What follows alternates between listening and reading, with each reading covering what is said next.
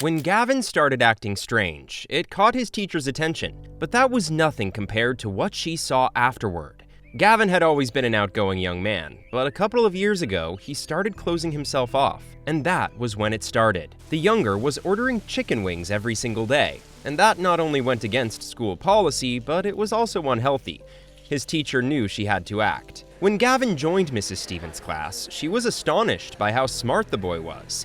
He grasped new topics in a matter of hours and passed every single test with flying colors. But one day, all of that changed. He was incredibly distracted and avoided the other kids at all costs. It was strange, especially for someone as outgoing as him. However, that was just the beginning of Gavin's sudden change. Shortly after he started acting that way, his teacher would see him meeting a delivery guy at lunch. She never saw what he was buying, but it was clear that it was coming from a chicken company. Mrs. Stevens thought that it was odd that he was ordering lunch, but it seemed reasonable since his dad was a businessman that often went out of town. The thing that was concerning was that Gavin was ordering in every single day. Mrs. Stevens knew someone was looking after the boy and wondered why they didn't pack him a healthy lunch as the school policy stated. One day her curiosity got the better of her, and she decided to eavesdrop on the conversation between Gavin and the delivery driver. 12 wings as always, the driver said. Mrs. Stevens was stunned by the fact that a 13-year-old was eating 12 wings every single day. But as time progressed, she realized that Gavin wasn't actually eating the wings. The delivery driver came,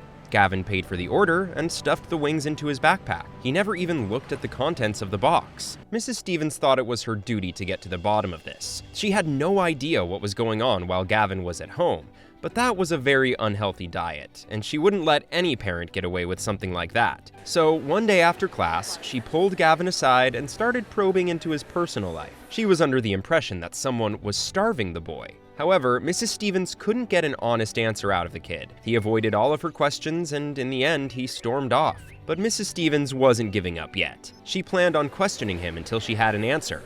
But the next day, Gavin arrived at class with a blue eye, and Mrs. Stevens knew she needed to act. Since questioning didn't help, she decided to give him some helpful advice. Weeks flew by, and Mrs. Stevens still didn't have any answers, but the situation seemed to be getting worse. The blue eye became a busted lip, and for about a week or so, Mrs. Stevens thought the boy had a broken rib. She was starting to get very concerned about his situation and nearly called child services. But she decided to find out what was happening before she took such a big step. Over the next few months, Mrs. Stevens kept a close eye on Gavin. He was still ordering wings every day, but his injuries seemed to have faded. Mrs. Stevens couldn't help but wonder what the boy was going through when he wasn't at school, and those thoughts led to many sleepless nights. If only he would talk to her. But Gavin wasn't entirely avoiding his teacher. Whenever she asked about one of his injuries, he would give her some kind of answer. The problem was that his responses seemed fabricated. It was often things like he got into a fight with a fellow student, or he tripped and fell down a flight of stairs. Mrs. Stevens saw that as a start, and each time they had a little talk, she tried to be as supportive as possible. She hoped that it would get him to open up a little bit more. Sadly, that wasn't the case.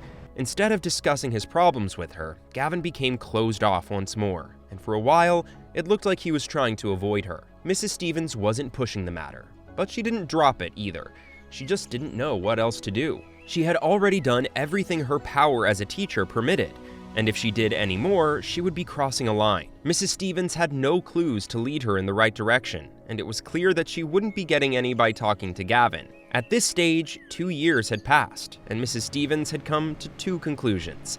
Either Gavin was mixing in with the wrong crowd, and the chicken wasn't actually chicken, or he was having some serious problems at home. But she'd had enough of just watching the situation unfold, so she decided to do a little investigation into what Gavin did once he left the school. For the next few days, Mrs. Stevens planned her next move, and the only thing she could think of doing was to follow Gavin when he left. It seemed like a logical plan, and Mrs. Stevens decided that she would do it the next day. But Mrs. Stevens wasn't prepared for what she would find. The school bell had just rung, and the children were running out of class as if their lives depended on it. It was Friday, so their excitement was expected. Mrs. Stevens headed out as well. She grabbed her bicycle and followed Gavin as he ventured into the city. She stayed close, but not too close. The last thing she wanted was to give herself away. The deeper Gavin went, the more nervous he seemed to get. And as they approached the dangerous side of town, He pulled his hoodie over his head. Mrs. Stevens was starting to get scared, but she had come this far and she didn't plan on leaving until she found the truth. She was also intrigued by the fact that Gavin was so secretive and wondered what a boy like him was doing in a place like that. Gavin rounded a corner and Mrs. Stevens picked up her pace. She didn't want to lose him now that she was so close to solving her case. But as she sped around the same corner, she was shocked to find that Gavin had disappeared. There was no sign of him being anywhere near the dark alley she had just walked into. Concerned for the safety of her student, Mrs. Stevens rushed home and immediately called the boy's father. At first, the man was rather cold and called her rude for interrupting a very important meeting. But as soon as she explained what had happened, his tone changed. Gavin's father told Mrs. Stevens not to worry. He would get on the next available flight. The next day, Mrs. Stevens anxiously awaited for Gavin to arrive. She was sure that his father had told him what had happened, and she wanted to apologize for following him. The problem was that Gavin didn't come to school that day, or the next. Mrs. Stevens felt incredibly guilty. She thought she might have gotten the boy into far more trouble than he should be in. It was 2 weeks later when Gavin finally came back, and he seemed like a changed man. He was fully focused on his work and passed the pop quiz with flying colors. But Mrs. Stevens still wanted to know what the story was with the chicken. So when break time came, she headed outside, and what she saw shocked her to her core. When Mrs. Stevens got close to Gavin, she saw that he was holding a lunchbox containing a healthy snack, but the boy didn't seem happy about it at all. His knuckles were white with the force he was using to hold the box, and from his expression, she could tell that he was very angry. Mrs. Stevens approached and asked to speak with him. As soon as she sat down, Gavin went off on her. "Did you ever stop to think about what your interference was doing?" he spat. "You're ruining people's lives." Mrs. Stevens was utterly speechless. She never thought Gavin would get that angry over a few pieces of chicken. What was so wrong with the sandwich he was holding? But the shock wasn't the only thing Mrs. Stevens felt. She also felt incredibly guilty. All she was trying to do was to get her best student back. But it seemed like she did more harm than good. Because of her guilt, she pulled $100 out of her pocket and handed it to the boy, saying, "I was just trying to help." Gavin grabbed the money and walked off. Mrs. Stevens wasn't completely acting on guilt, though. She thought Gavin's father might have been responsible for everything, so she gave him the money, hoping it would lead her to the truth. And it did. But when she found what she was looking for, her entire impression of Gavin changed. He was not the boy she thought he was. That afternoon, Mrs. Stevens followed Gavin again, and this time she stayed close. They walked through the city as they did last time, and when they reached the corner, she sped up. She was just in time to see Gavin looking from side to side before entering a building that had long been abandoned. This is it, she thought to herself. Mrs. Stevens approached the building. She was trying her best to fight the sudden urge to run in the opposite direction, but deep down she knew that this was no place for a woman or a teenage boy. What was Gavin doing there? Was he actually living in that filthy place? Whatever it was, it had to stop, and she would make sure that this was the last time he left that place. Before heading in, Mrs. Stevens made 2 urgent phone calls. One of the calls was to Gavin's father, who hadn't left town since the last incident, and the second call was to the local police department. Mrs. Stevens didn't know what was going on, but she wanted the police to be there just in case. After her call with the police, Mrs. Stevens slipped her phone into her pocket and walked through the doorway.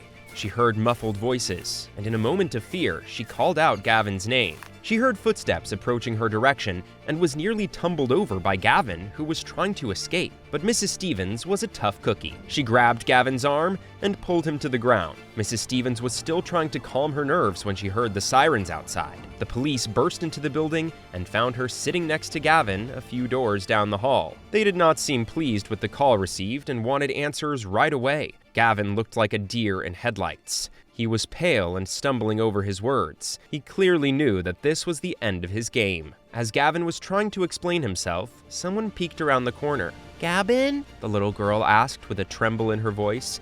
Gavin got up and ran over to her. He then explained that he found the toddler 2 years ago. He had been exploring the city when she asked him for some food, and he had been taking care of her ever since. He just wished he could give her a proper home, because he often got injured while protecting her, but his dad would never allow it. He had no idea his dad was listening. He was proud of his son, and decided to help the little girl so that she no longer was living in such conditions.